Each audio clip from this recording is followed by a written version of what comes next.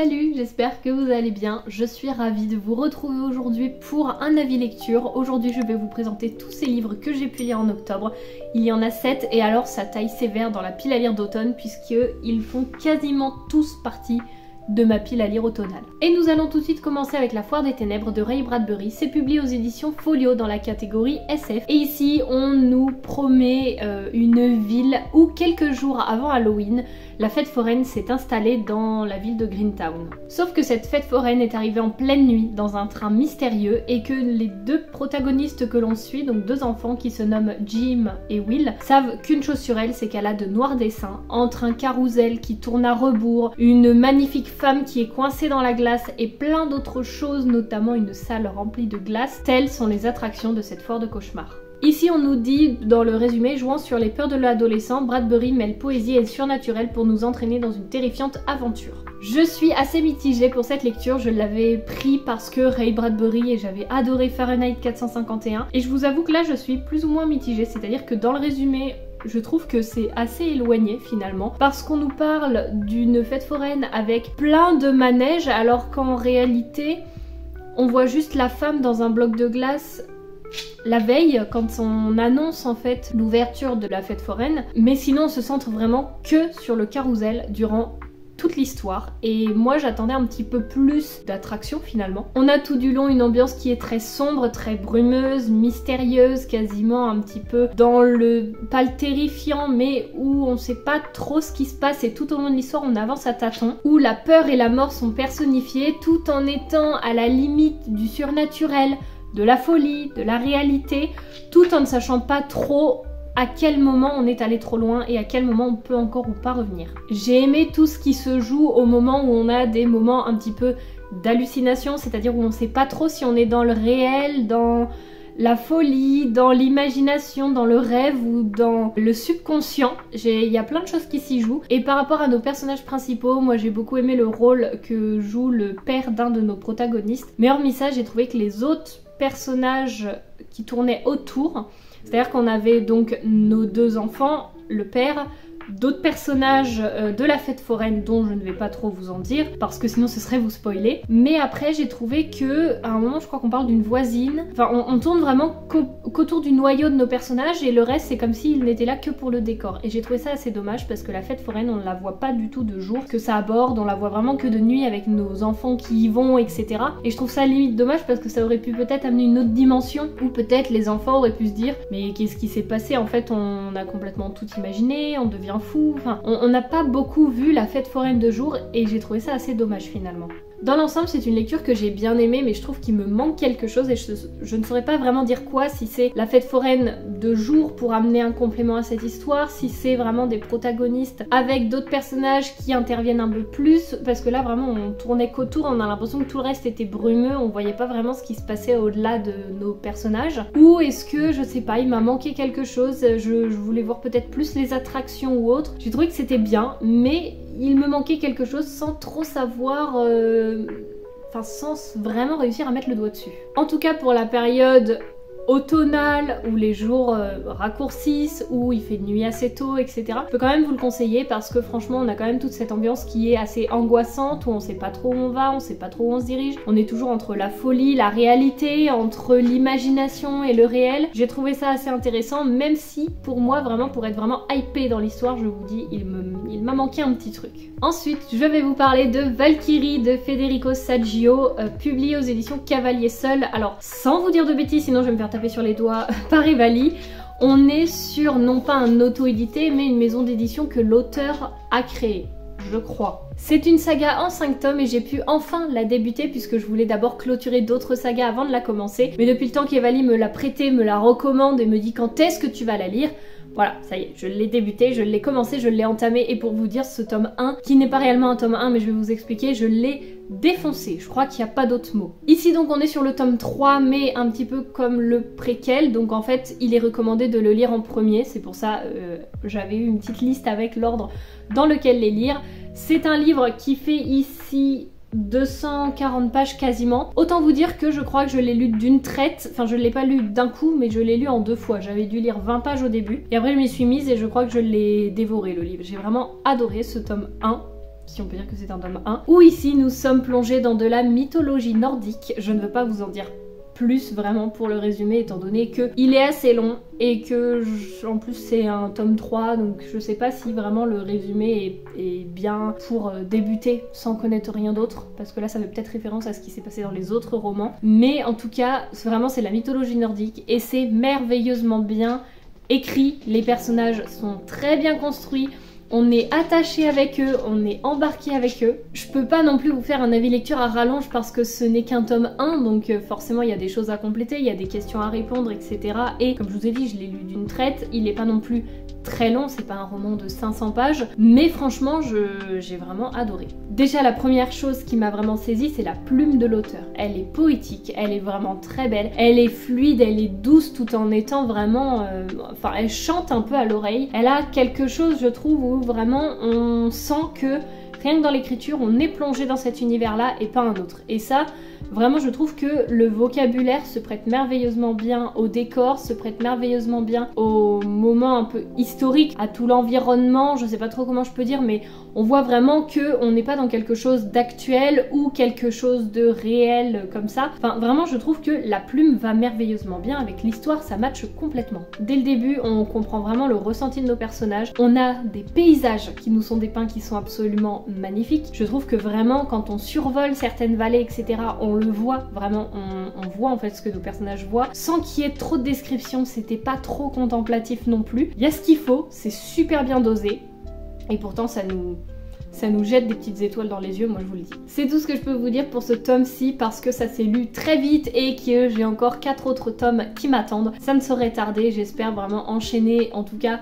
dans les saisons prochaines, enfin dans les mois à venir. J'en placerai je pense un ou deux dans ma pile à lire d'hiver, au moins un, après je verrai. Mais en tout cas ce tome 1 est une franche réussite pour moi et je ne peux que vous le recommander. Nous allons continuer avec un récit qui est écrit en auto-édition, qui est un mélange entre témoignages et imagination. Il s'agit de Et si les papillons revenaient de Alexandre Deveau-Bonduel. C'est publié aux éditions Frogeter, je ne sais pas comment est-ce qu'on le prononce, je vous écrirai le mot là, essayez de le prononcer. J'avais pu lire déjà le premier témoignage qu'Alexandre a écrit, qu'il m'avait gentiment envoyé. Pareil, je vous remets la couverture juste ici.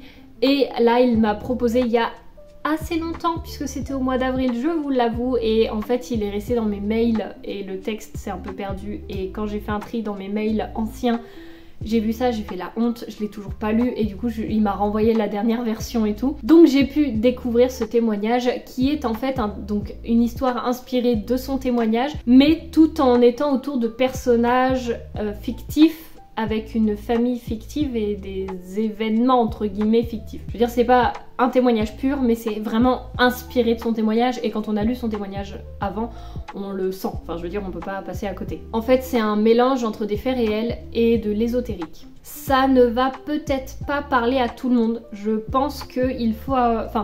Encore une fois, tout dépend des croyances de chacun, de ce qu'il y a après ou non, après la mort tout simplement. Parce qu'il y en a qui pensent qu'il y a autre chose après la mort, il y en a qui pensent que la mort et puis tout s'arrête. Donc je pense qu'il faut aussi savoir que là on aborde ce sujet, savoir qu'on aborde qu'il y a sûrement autre chose après la mort, et tout en ayant un côté vraiment très ésotérique et très détaché du physique en fait, où on est vraiment plus dans l'âme des personnages. Et surtout il faut savoir, mais ne vous arrêtez pas à ça, je vous promets que c'est bien plus. Il faut savoir que cet écrit traite du deuil d'un enfant, mais encore une fois c'est tellement plus, je vous assure, c'est vraiment...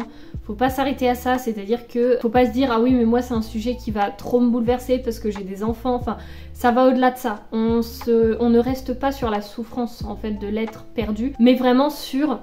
tout simplement une famille qui a perdu un enfant et 10 ans après cet enfant revient. Parce qu'effectivement quand on perd un enfant il n'y a rien de plus horrible, ça je suis complètement d'accord. C'est vraiment une des souffrances je pense les plus grandes au monde, mais en même temps qui a perdu son enfant et n'a jamais demandé à ce que son enfant lui soit restitué, en priant tous les soirs, en disant s'il vous plaît j'aurais tellement aimé que mon enfant soit là, j'aimerais tellement qu'il soit encore là. Mais imaginez que ça se réalise. C'est-à-dire que 10 ans après, les parents dans cette histoire demandent toujours à ce que leur enfant revienne. Et là, du jour au lendemain, leur fille revient.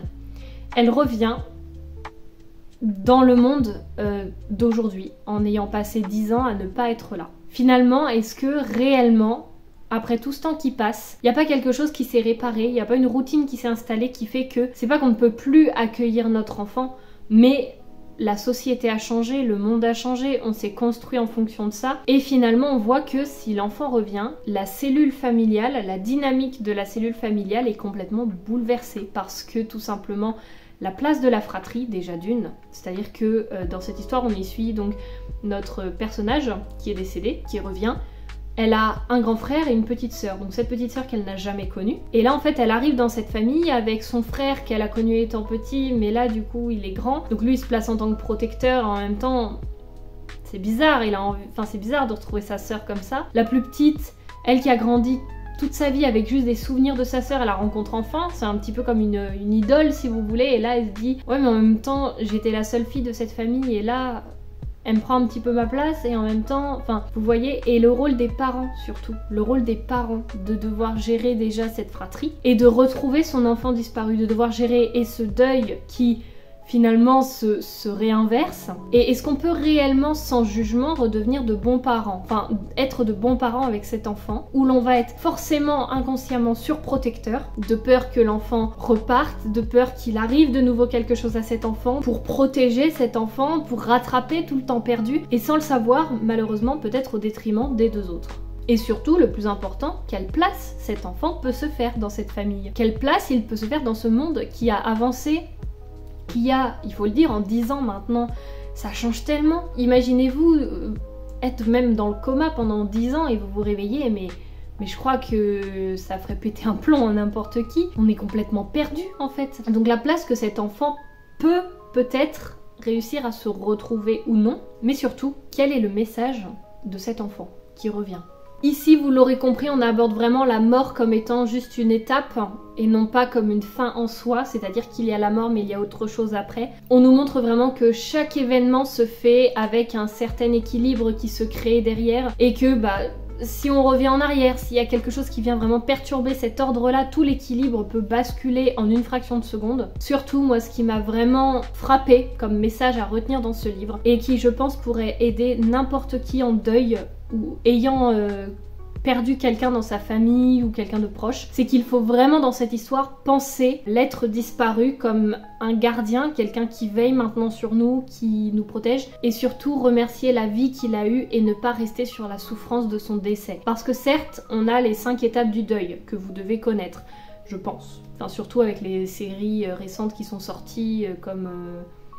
Mercredi, je crois qu'on aborde ça, je vous avoue, j'ai pas vu la série. Dans Cruella, un film aussi qui est sorti maintenant il y a plusieurs années, mais elle l'aborde aussi. Et en fait, on a vraiment les 5 étapes du deuil. Et à un moment, il y a l'étape de la résilience, il y a l'étape où on se relève. Et c'est vraiment ça le plus important de se dire, elle n'est plus là, il n'est plus là, mais en fait, je suis très reconnaissante de la vie qu'il a eu, des moments qu'il a pu partager avec moi, des moments que la vie a pu nous offrir ensemble et des souvenirs qu'elle nous laisse, même si malheureusement les souvenirs peuvent s'étioler avec le temps, il y a toujours des choses qui restent, toujours. Et très souvent, c'est quand la personne disparaît malheureusement qu'il y a plein de souvenirs qui remontent en se disant mais en fait j'ai vécu tellement de choses importantes avec cette personne. Et vous allez me dire tout ça c'est bien facile à dire Camille, mais ça n'efface pas la souffrance quand on a perdu quelqu'un de très cher. Je suis d'accord, mais c'est pour ça aussi que je tenais vraiment à dire un grand bravo à l'auteur Alexandre qui fait preuve d'une grande résilience et d'un recul assez admirable pour parler justement de toutes ces étapes-là et de créer une histoire autour de ça. Parce que en fait si jamais vous ne connaissez pas du tout, Alexandre a perdu son fils, a eu un deuil périnatal, je crois quand son fils, vraiment je ne veux pas dire de bêtises, mais il me semble quand son enfant avait 2 ans, il a fait une crise cardiaque chez sa nourrice. Je crois, je veux vraiment pas me tromper, mais il me semble que c'est ça. Et donc son premier roman, c'est un témoignage en fait sur le deuil périnatal, c'est un témoignage sur ce qui lui est arrivé. Ce que j'ai trouvé vraiment bien, c'est qu'ici on voit la mort et le deuil non pas comme un sujet vraiment de souffrance qu'il faut garder, mais vraiment comme une étape qu'il faut réussir à franchir ensemble, où justement il ne faut pas que ça nous sépare, mais il faut qu'on dise ok, on est en train de vivre la même chose, on le ressent différemment, on ne le vit pas pareil, mais c'est une étape que l'on doit passer ensemble, où l'on doit rester soudés parce que la personne n'aurait pas non plus voulu qu'on se déchire en fait au moment où elle part. C'est une douleur qui est malheureusement, ça va être bizarre à dire, mais qui est à s'approprier pour pouvoir en fait la surmonter et non pas l'enfouir parce qu'elle va toujours à un moment ou à un autre ressortir et là ça fait encore plus mal. Et je veux pas aborder ça dans le sens où on doit oublier les souvenirs avec la personne aimée. On doit bien sûr pas oublier tout ça, les souvenirs, les bons moments passés, mais vraiment plus lester ce qui nous pèse et ne pas avoir une grosse valise lourde à transporter qui va nous empêtrer lors de notre propre chemin de vie et garder les bons souvenirs en fait qui nous permettent d'être plus légers, d'avoir des moments joyeux avec cette personne encore en tête et non pas des souvenirs lourds qui vont peser et qui vont juste faire souffrir. C'était un très bel écrit et pourtant faut savoir que c'est pas un écrit de 500 pages encore une fois. Je ne sais plus combien de pages il fait mais moi je l'ai lu sur ma liseuse. Il n'est pas forcément très épais mais je trouve qu'on y aborde vraiment tout ce qu'il faut. C'est-à-dire que je pourrais vous en parler encore pendant des heures et des heures parce que je trouve ce sujet tellement important et tellement bien traité dans cet ouvrage. Mais j'ai d'autres livres à vous présenter, mais en même temps je trouve que cet écrit, il traite du deuil d'un enfant tout en ayant ce côté où en fait il ne faut pas bousculer un certain équilibre parce que tout a besoin d'un équilibre et si on bouscule, un autre équilibre va se refaire, peut-être pour ou contre nous malheureusement, et donc parfois il faut laisser aussi la vie faire les choses parce que tout se remet dans l'ordre un jour ou l'autre et pour une certaine manière avec un certain but et j'ai trouvé ça vraiment très très bien expliqué, très bien dépeint. Donc encore une fois merci pour ton envoi Alexandre, pour ta confiance et bravo encore une fois pour cet écrit. Alors maintenant nous allons passer sur un récit poétique gothique dont j'en attendais pas mal et où j'ai été franchement déçue et quand j'ai regardé les notes parce que je me suis dit c'est moi qui ai rien compris, je suis complètement passée à côté ou pas et en fait non, les notes sont je dirais pas catastrophique, mais je crois que tout le monde est à peu près de mon avis. Il s'agit de Morte Peau de Natalia Garcia Frère, publié aux éditions Christian Bourgeois éditeur. Et alors ici, donc on nous promettait un roman gothique où c'est écrit « Elle y sonde de sombres dynamiques de pouvoir dans une langue envoûtante, proche de la prose poétique dans un univers qui n'appartient qu'à elle ». J'ai été tentée par ce côté macabre et gothique et je vous avoue que j'aime beaucoup la couverture. Je la trouve très jolie. Je trouve que ça représente plein de choses. Dans cette histoire, on y suit tout simplement un protagoniste masculin qui revient sur la maison de son enfance, enfin qui revient sur les terres de son enfance et qui parle à son père défunt, qui s'adresse à lui en disant vraiment toute l'histoire, c'est comme s'il s'adressait un petit peu à nous. Où il explique que vous voyez, je sais plus s'il le vous voit ou pas, mais vous voyez père cette maison, vous voyez ses souvenirs,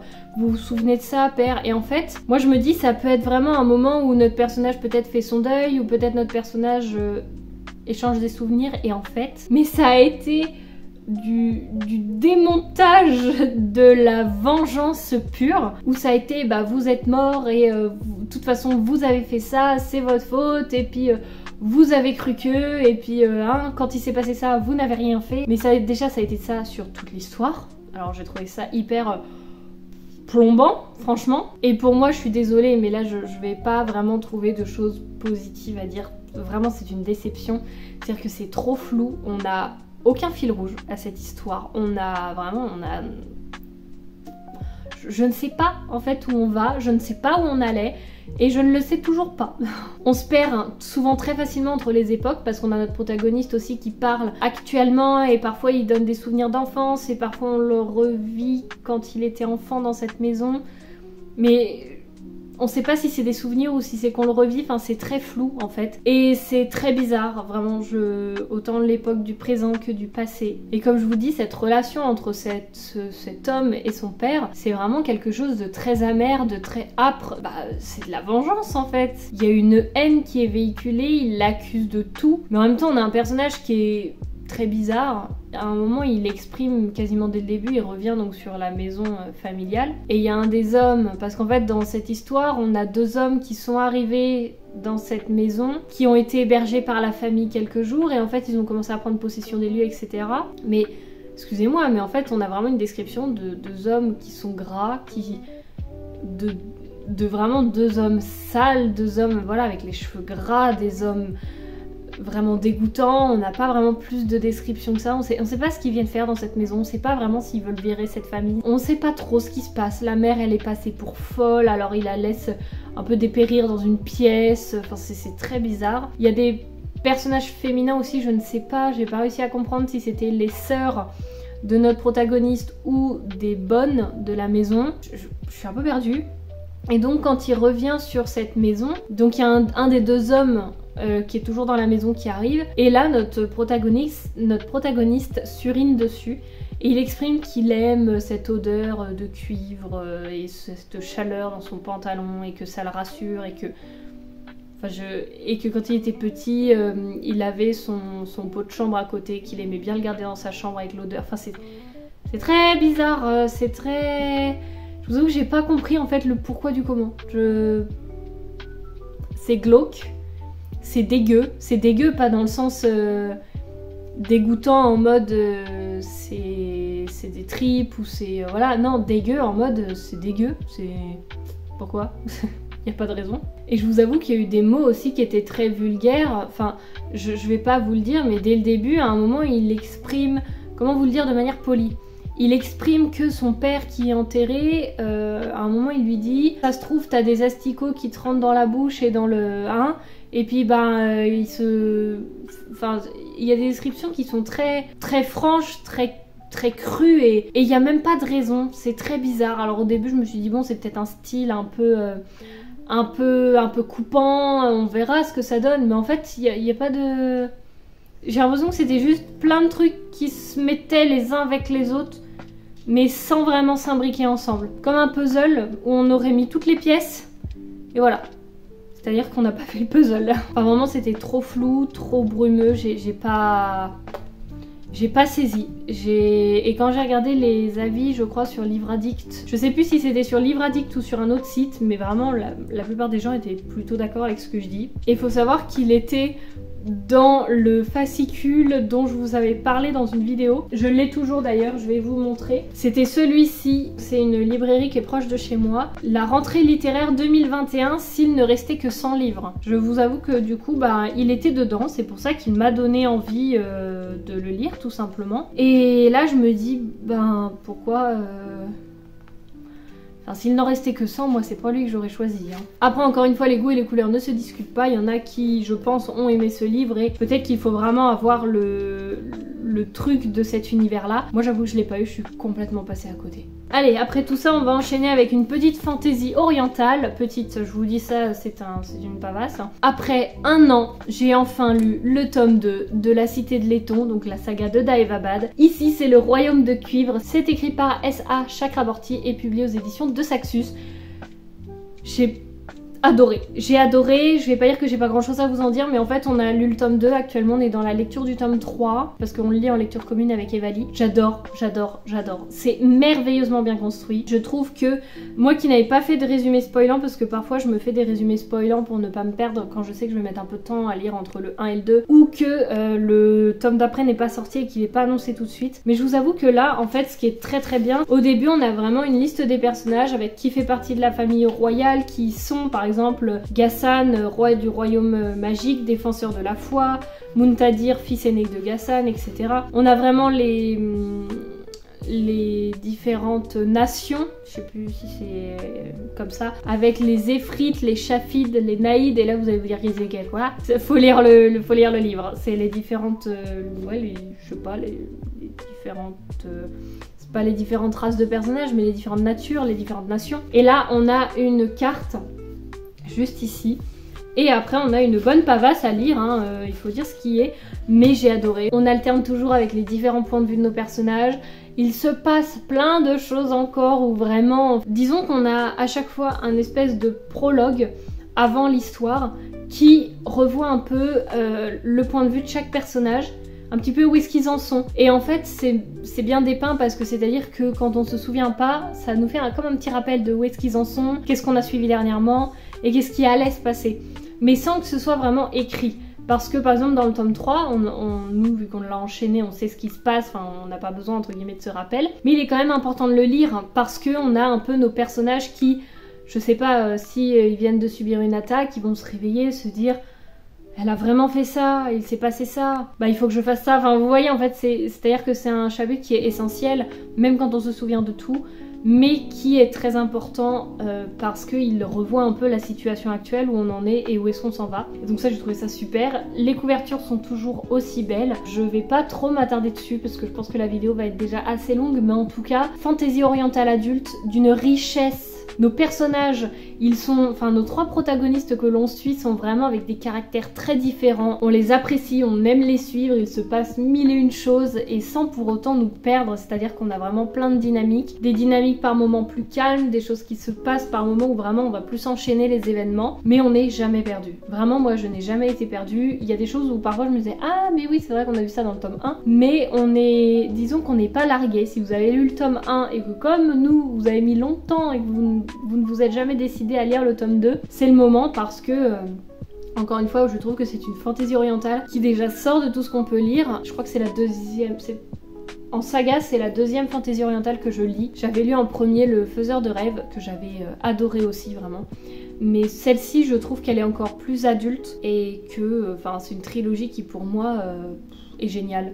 Mais je peux pas trop vous en dire parce que vu qu'on est en train de lire le tome 3, j'ai peur de mélanger. Mais pour moi, mon avis ira avec les deux. Quand je vous parlerai de la fin du tome 3, je vous parlerai de la saga dans son entièreté. Mais en tout cas, c'est une excellente lecture. Et ça se lit tout seul, n'ayez pas peur du nombre de pages, ça s'enchaîne. Ensuite, un roman en auto-édition, il s'agit de Dullahan de Marin Kelada. Ici, on est très clairement sur une réécriture de conte de La Belle et la Bête. Alors, l'auteur me l'avait vendu comme étant une réécriture de conte entre plusieurs contes. On a tout simplement le Cavalier sans tête, donc le Dullahan. Alors, je sais pas si le Dullahan c'est le nom officiel du Cavalier sans tête ou si c'est juste pour dans cette histoire. Je vous avoue que c'est pas du tout un conte ou un mythe que je connais. Et on a l'histoire de La Belle et la Bête aussi qui est revisitée, mais il faut savoir que c'est clairement une réécriture de La Belle et la Bête avec un peu du Cavalier sans tête, enfin un peu quand même, mais c'est surtout et pour tout La Belle et la Bête. Donc si jamais vous voulez lire La Belle et la Bête en réécriture de conte, je vous le conseille à fond. Si jamais vous en avez trop entendu parler, parce que personnellement, ce que je vais retrouver à critiquer, c'est que en réécriture de conte, on a quasiment que La Belle et la Bête. On a La Belle et la Bête partout en réécriture de conte. Il y en a qu'on ne voit pas du tout, mais alors La Belle et la Bête, on le voit partout. Il faut être prévenu en le commençant. Par contre, si vous avez envie de lire La Belle et la Bête, moi je vous dis, mais foncez. Parce qu'en fait, on y suit notre personnage principal qui se retrouve emporté par le Cavalier sans tête et se réveille dans un château en 1601. Où c'est un château qui est bloqué dans le temps, qui est bloqué par une malédiction, où notre prince est maudit. Ça vous donne clairement l'idée de La Belle et la Bête. Alors ici, on n'est pas sur une histoire de rose, mais plutôt sur une histoire de souvenirs à rattraper et à mettre face à face avec le prince pour qu'il puisse se rappeler de tout ce qu'il a vécu et sortir de cette malédiction, mais pour cela, une seule personne peut le faire. Ce que j'ai trouvé un petit peu dommage, j'ai trouvé que ça se calquait vraiment beaucoup sur La Belle et la Bête, c'est-à-dire que autant il y a des réécritures de contes où ouais on s'en éloigne un peu, là j'ai trouvé qu'on était quand même toujours très proche de ce qui s'y passe, où en fait on sait comment ça va se finir. Ça se déroule sous la même intrigue un petit peu, c'est-à-dire que la nuit il ne se transforme pas en bête mais en cavalier sans tête. Notre protagoniste, donc elle est un peu renfermée sans le vouloir dans ce château, avec pour mission de sauver ce prince qui est maudit. Enfin j'ai trouvé vraiment que c'était très calqué sur La Belle et la Bête. Vous allez me dire après on s'en inspire, oui, mais j'ai trouvé qu'on s'en éloignait peut-être pas assez et que du coup ça effaçait peut-être un petit peu trop le conte du Cavalier sans tête que j'aurais justement aimé un petit peu plus voir parce que je le connais pas trop ce conte. Même si on le voit, je vous avoue que en fait d'où est-ce que cette légende est née, on le comprend un petit peu dans cette histoire. Mais je sais pas, j'aurais aimé que ce soit un petit peu plus présent comme le deuxième conte, qu'en fait les contes fassent un peu 50-50. C'est-à-dire qu'on se base sur l'histoire de La Belle et la Bête avec le château maudit, etc. Ok, mais qu'à un moment on parte dans l'histoire du Cavalier sans tête aussi, et parce que là on revient très vite sur La Belle et la Bête à chaque fois. Donc voilà, il y a notamment un passage, je saurais pas vous le retrouver, hein, mais où vraiment on a une description du château et de l'histoire, où en fait pour moi, vraiment je l'ai lu à mon copain et vraiment je lui ai dit, sans lui dire de quoi ça parlait, faut savoir que lui les réécritures de contes, les Disney, les machins, voilà, mais je lui ai dit je vais te lire un passage de texte, tu me dis à quoi ça te fait penser. Il m'a dit bah c'est une description dans La Belle et la Bête. Je lui ai dit voilà. C'est vraiment une description pour le coup où c'est décrit un château maudit qui est invisible aux yeux de tous. Enfin vraiment on a une description entière de La Belle et la Bête.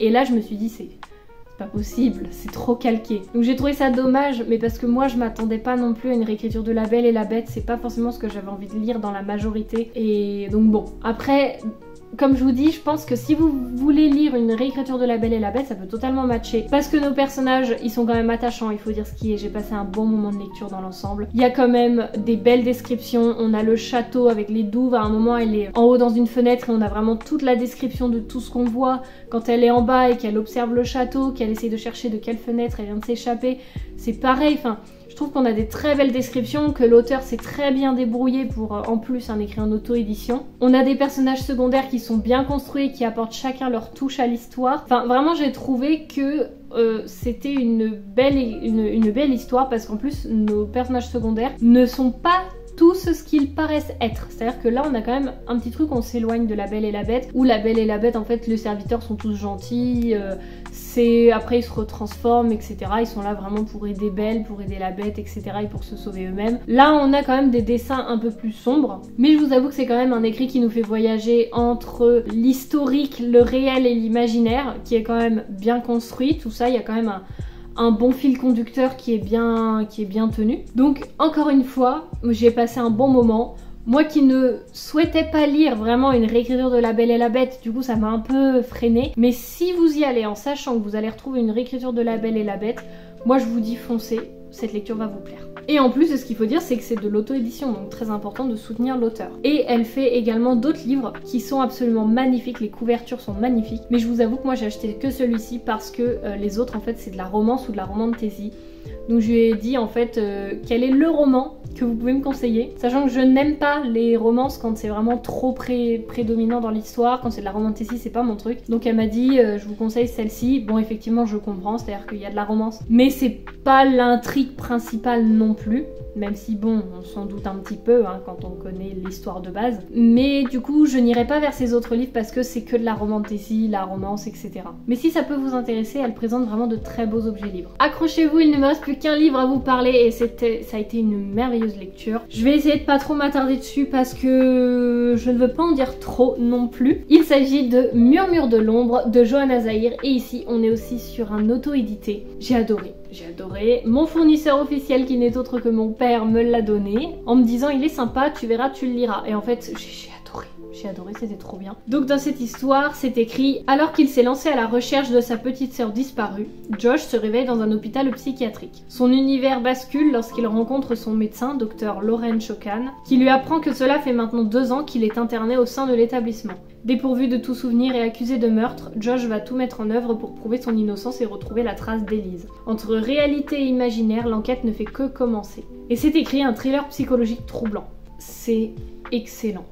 Excellent. C'est-à-dire que on va avoir une enquête avec 2 policiers qui forcément vont mener l'enquête sur un meurtre qui est autre que celui de la sœur ou autre. Vraiment, on a autre chose. Josh, il ne se souvient pas. En fait, il arrive et il dit, mais enfin vraiment le début, on suit un déménagement et tout.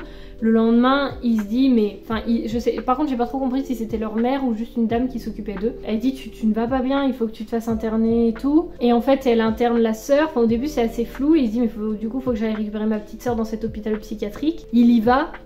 Il se fait assommer, il se fait attaquer et le lendemain il se réveille là-dedans et on lui dit mais en fait ça fait 2 ans que t'es là et du coup on sait pas ce qui se passe et entre tout ce qu'on imagine en fait je veux pas trop vous en dire parce que maintenant que je sais le final ce serait trop facile de laisser échapper une info qui vous spoilerait et il ne faut pas. Mais c'est une histoire qui était absolument magnifique parce que vraiment je crois que c'est un de mes préférés, il fait partie de mes coups de cœur de l'année. Disons que effectivement c'est un thriller psychologique de quelque chose qui peut tous nous arriver sans qu'on se voit arriver là-dedans. Je sais pas si c'est très clair. C'est-à-dire que c'est un état dans lequel on peut se trouver. On a des personnages qui représentent des choses. Dans cet hôpital psychiatrique, on ne comprend pas ce qui se passe. Enfin moi j'ai émis 1000 hypothèses, mais sans jamais trouver la bonne. Qu'est-ce qui fait que nos personnages deviennent complètement fous? Qu'est-ce qui fait que la chambre, je sais plus comment ça s'appelle, mais l'étage du dessous, quand c'est un peu la punition, ils reviennent, ils sont complètement fous nos personnages. Qu'est-ce qui fait en fait dans cet hôpital psychiatrique que nos personnages débloquent encore plus? Tout tout simplement. Alors moi j'ai eu plein d'hypothèses. Est-ce que ce sont des fantômes, des personnes de cet hôpital décédé qui reviennent hanter les personnages d'aujourd'hui qui sont dans cet hôpital et que du coup ça les rend complètement fous, qui se tuent et que du coup ils hantent les autres. Enfin, est-ce que c'est un cercle comme ça? Est-ce qu'il y a vraiment, je sais pas, quelque chose qu'on leur fait croire pour leur faire croire qu'en fait ces personnages qui sont tout à fait normaux sont complètement fous parce qu'on leur fait vivre des choses qui feraient péter un câble à n'importe qui? C'est excellent. Et après quand on voit le dénouement avec chaque personnage, ce qu'il représente, je peux pas vous en dire plus parce que ce serait vous spoiler, mais j'ai adoré. Vraiment, il fait partie de mes coups de cœur. Moi qui ne lis pas beaucoup de thrillers pour le coup, il fait assez jeune adulte quand on le lit, mais on a toujours cette angoisse tout au long de l'histoire. Enfin, je l'ai bouffé, je crois que j'avais lu peut-être 60 pages, et après en une soirée, j'avais dû lire ça. Et après, c'est parce qu'il était peut-être 1h ou 2h du matin et j'ai dit vas-y, tu termines le reste demain. Mais j'ai dû lire 200-300 pages en un coup, en une soirée. Vraiment, je l'ai dévoré, j'ai adoré. C'est un livre que je garde, je le trouve vraiment excellent. Celui-ci, mais je peux pas trop vous en dire et c'est frustrant. Moi qui avais été beaucoup moins emballée par Nightmare de la même auteure, qui était un roman graphique, donc c'était le tome 1. Là pour le coup, j'avais un petit peu peur en me lançant dedans, en me disant bon, au pire c'est un thriller, pour Halloween, pour l'automne ça ira. Et en fait, j'ai adoré, vraiment, mais mais un gros coup de cœur, vraiment. Donc voilà pour cette longue vidéo, j'espère qu'elle vous aura plu, que ça aura été quand même pour écouter tout ça. J'espère que certains de ces titres auront pu vous intéresser, vraiment je l'espère parce qu'il y a de très bonnes lectures, même si on a quand même une déception dedans. Et j'ai pas souvent des grosses déceptions, mais bon, ça arrive comme à tout lecteur et j'ai envie de vous dire heureusement qu'on n'aime pas non plus tout ce qu'on lit. En tout cas et comme toujours, j'espère que vous aurez passé un agréable moment. Je vous remercie de l'avoir passé avec moi et sur ce, moi je vous dis à la semaine prochaine pour la nouvelle vidéo et d'ici là je vous souhaite de faire de très belles lectures. Salut!